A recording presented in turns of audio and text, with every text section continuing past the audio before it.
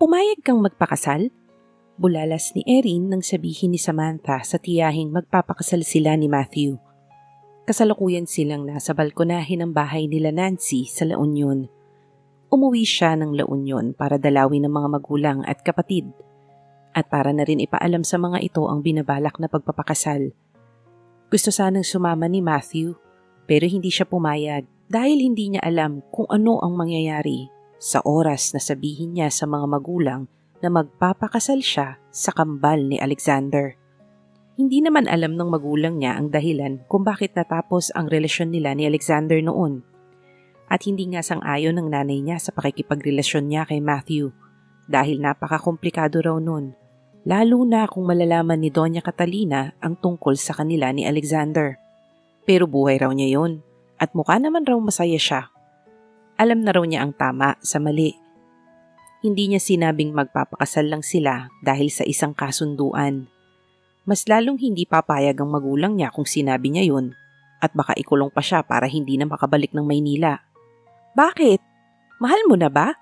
Mahal ka na ba niya? Sunod-sunod na tanong ng pinsan. Erin, hindi naman kailangan na mahal namin ang isa't isa para magpakasal. Ang mahalaga ay compatible kami at masaya kami sa company ng isa't isa. Ay, nag-iba ang pananaw sa pag-ibig ng babaeng to? Marahan siyang natawa. Meron nga diyang nagpapakasal na mahal nila ang isa't isa pero sa hiwalayan pa rin nauuwi. Kasi maraming mga bagay silang hindi napagkakasunduan kaya hindi nag-work ang relasyon nila. Daig ng dalawang taong compatible ang dalawang taong nagmamahalan. Katwiran ni Samantha. Example, si Jasmine at Dylan. Alam ko, ako ang mahal ni Dylan noon at hindi si Jasmine. Pero pinili niyang pakasalan si Jasmine dahil yun ang tamang gawin at ngayon masaya na sila. Wow! Bulalas pa ng kanyang pinsan. Hindi na bitter si Ateng? Malakas siyang natawa.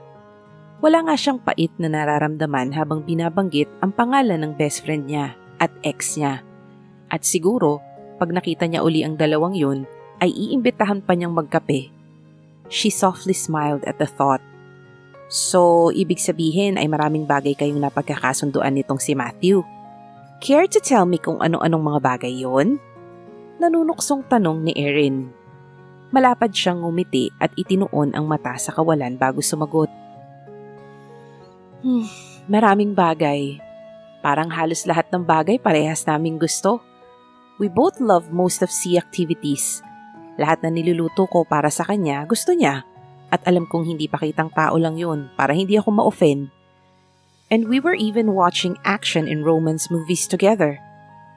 Matthew didn't watch romance movies. Pero nang minsang siya ang mamili ng panonoorin at love story nga ang natripan niyang panoorin, ay nagustuhan nito. Nakakakuha raw ito ng tip kung paano manligaw at pakiligin ang isang babae. How about bedroom activities?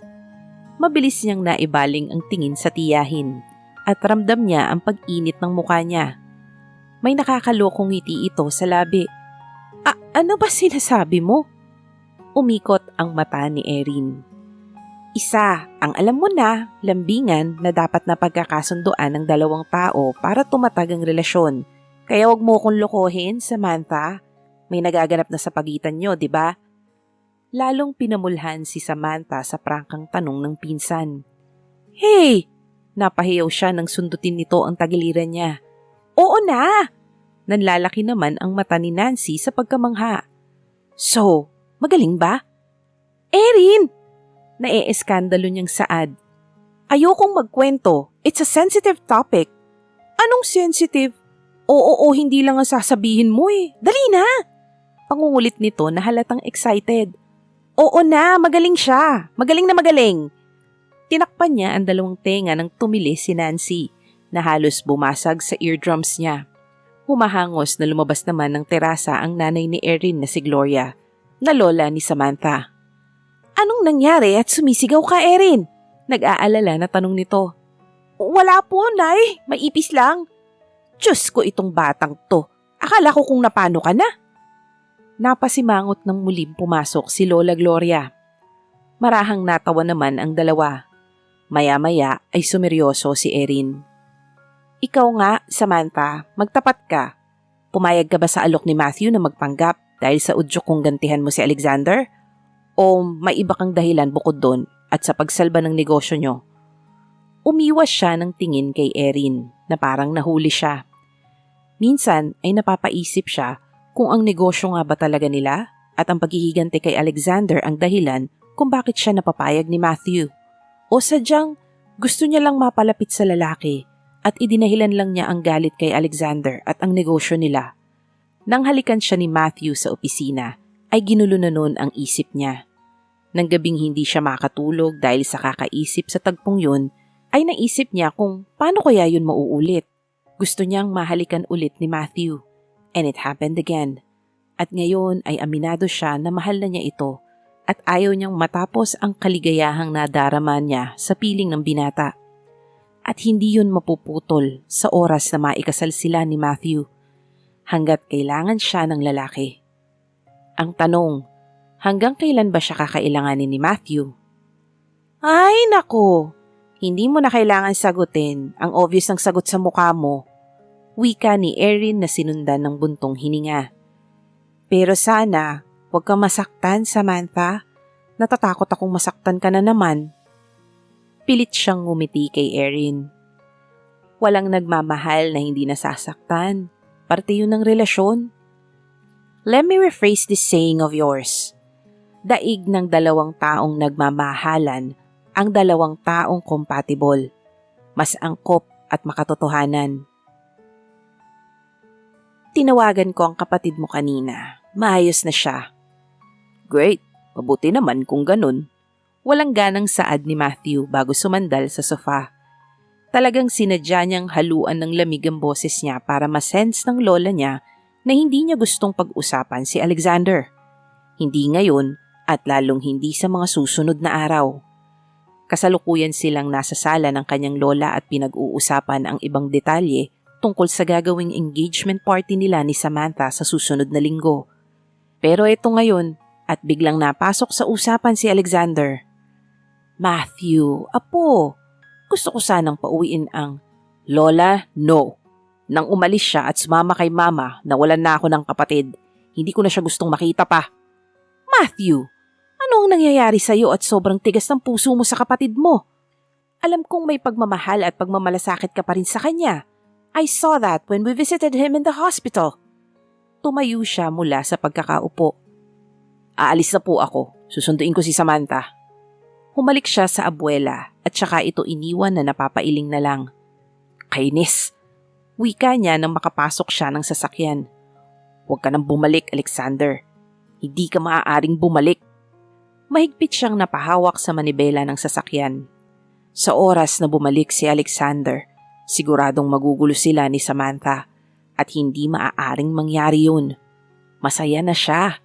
Ngayon lang siya nakaramdam ng totoong kaligayahan pagkatapos ng mga masasamang nangyari sa pamilya niya at dahil yun lahat kay Samantha. Hindi niya na yata kakayanin kung mawawala ito sa kanya. Binuhay niya ang makina ng sasakyan sa kapinaandar. 4 na araw na niyang hindi nakikita si Samantha. Nagtungo ito sa La Union para kausapin ang mga magulang. Pero nasa Maynila na to ngayon kaya luluwas siya para sunduin ang nobya. Dapat ay kahapon niya pupuntahan ng kasintahan. Pero may mga inayos pa siya sa winery. Hindi mapigilan ni Samantha ang mapangiti ng malapad habang katext si Matthew dahil sa mga sweet messages nito. Sinabi rin nitong miss na siya nito. 4 na araw na silang hindi nagkikita. Gustong-gusto na nitong sunduin siya nito kahapon. Pero may kailangan pa raw itong ayusin sa negosyo. Very responsible na to ngayon pagdating sa negosyo. I need to work hard for you and for our future children. Napangiti si Samantha nang maalala ang sinabing yon ng nobyo. Maging si Doña Catalina ay hindi makapaniwalang maririnig yon kay Matthew. Pero alam niyang sinabi lang yon ng binata dahil nandoon ang Doña. Pero kahit ganon ay nagatid yun ng saya sa puso niya. Gusto niya sanang isama ang mga magulang niya at kapatid para nandun ang pamilya niya sa engagement party. Pero tumanggi ang mga ito. Hindi raw nito alam kung paanong kikilos sa mga ganong pagtitipon at isa pa ay medyo hindi maganda ang pakiramdam ng tatay niya. Pero sinigurado naman ng mga magulang niya na naroon ang mga ito sa araw ng kasal niya at ihahatid siya sa altar. Pero bago yon ay kailangan niya raw munang dalhin si Matthew sa kanila at ipakilala ng maayos. After the engagement party ay pupunta sila ni Matthew sa La Union. Parang hibang lang puna sa kanya ni Irene. Nakanguso at pinipigilang lumabas ang ngiti sa mga labing nilingon ni Samantha si Erin sa desk nito habang siya naman ay nakaupo sa sariling swivel chair. Para kang teenager na namimilipit sa kilig dyan. Masyado bang obvious? Nahihiya niyang tanong. Ay hindi! Kung gumanito ka at gumanito, wagas Natawa siya nang gayahin ni Erin ang pamimilipit daw niya. Mahal mo na siya, no? Nawala ang malapad ng ngiti sa labi niya sa tanong ni Erin. Hindi. Masaya lang ako kasama siya. Nai-enjoy ko ang company niya pero hindi ko siya pwedeng mahalin. Muli niyang itinuon ang tingin sa screen ng cellphone. Ang tinatanong ko kung mahal mo na siya, hindi kung pwede o hindi mo siya pwedeng mahalin. Hindi siya umimik. Hindi niya alam ang isasagot. Ngayon na lang uli kita nakitang ganyang kasaya, Samantha. Simula nang iwan ka ni Alexander. Pumayag kang magpakasal hindi lang dahil gusto mong gumanti kay Alexander at isalba ang negosyo natin, kundi dahil gusto mo siyang makasama. Hindi ko alam, Erin. Alam mo, pero ayaw mo lang aminin sa sarili mo. Binitawan niya ang cellphone at sumandal sa swivel chair. Sa simulang pagkikita pa lang nila ni Matthew ay may naramdaman na siya para sa lalaki. Isang bagay na hindi man lang niya naramdaman kay Alexander sa una pa lang nilang pagkikita. Yung pakiramdam na para bang kilala niya to, parang kilala ito ng katawan niya para mag-react ng ganon sa tuwing mapapalapit ito sa kanya. Ibinigay niya ang sarili niya ng ganon kabilis kay Matthew at hindi man lang siya nakaramdam ng pagsisisi. At sa halip ay ayaw niya pa itong matapos. Basta ang alam niya ay gusto pa niyang maramdaman ang mga yakap, halik at haplos nito. Ayaw niyang malayo kay Matthew. Hindi pa siya handa. Nasanay na ang buo niyang sistema sa presensya ng binata. Sa 4 na araw na pagkakalayo nila ay totoong nangulila siya ng husto. Kung pagmamahal ngang matatawag ang nararamdaman niya, ay marahil mahal na nga niya ito at natatakot lang siyang aminin dahil kabuntot lagi ng salitang mahal ay sakit. Pinukaw ang saglit niyang pagkakatulala ng mga katok sa pinto at kapag kuway bumukas yun. Laking gulat niya at tila nagkarera sa bilis ng tibok ang puso niya nang makita si Matthew na pumasok sa pinto. Ang akala niya ay hindi ito makakaluwas dahil yun ang sinabi ng binata. Matthew! Mabilis siyang tumayo at tinakbo ng yakap ang binata na napangiti sa reaksyon niya. You're here! Oh my God! I missed you! Walang pag-aalinlangan na naglapat ang mga labi ng dalawa. Mahigpit na nakayakap ang braso ni Matthew sa bewang niya, habang ang kamay naman ni Samantha ay nasa gilid ng leeg ng binata. Ramdam nila ang pagkamis sa isa't isa. Pero bago pa man muling lumapat ang labi niya ay tumikhim na si Erin na nawala sa isip niyang naroon at kasama nila sa silid. I'm here, guys. Tama bang maglambingan sa harapan ko? Nanunod yung wika ni Erin. Matthew laughed as she, on the other hand, felt embarrassed. Erin pulled herself up from the swivel chair, grabbed the bag, and hung it on her shoulder. Okay, dahil mukhang namiss nyo nga ang isa't isa at ako naman ay nakicarried away na sa ginagawa nyo, maiwan ko na muna kayo para maituloy nyo na yan? Madiin niyang nakagat ang pang-ibabang labi sa sobrang pagkapahiya. Nakakaloko siyang tiningnan ni Erin at inikutan ng mga mata bago tinungo ang pinto at lumabas. Nagkatinginan naman sina Matthew at Samantha at marahang natawa. Muling iniyakap ni Matthew ang braso sa kanya. Hey, maistorbo ko muna kayo ulit, saad ni Erin na sumilip sa pinto. Ibibilin ko kay Marga na huwag kayong istorbohin kahit anong ingay ang marinig niya. Okay na ba ang 2 oras sa pag-uusap niyo? She groaned upon hearing her friend. Matthew laughed. Make it 3, Erin. Biro pa ng binata. Natatawa naman na sinarado muli ni Erin ang pinto. Pasaway ka, babe. The moment their eyes met, She couldn't think of anything more than wanting him. Bumaba ang muka ng binata para sana hagkan siya when Erin again interrupted them by